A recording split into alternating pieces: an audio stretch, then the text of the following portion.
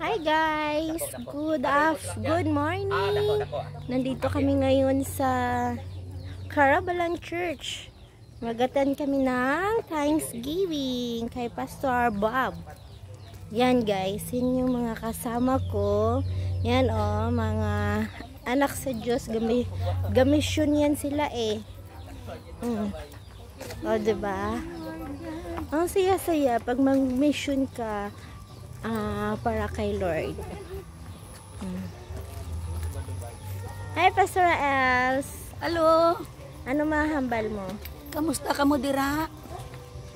Sa gadin ini sila. Hi Pastor Bench. Ano mahambal mo? Ang mahambal ko lang sa misyon sa Ginoo, dapat wala na tay pili-pili. Amen. Bukid man o kon syudad, siling sa pulong sa Ginoo, mas bulahan pagani ang tiil nga nagalakat sa mga kabukiran.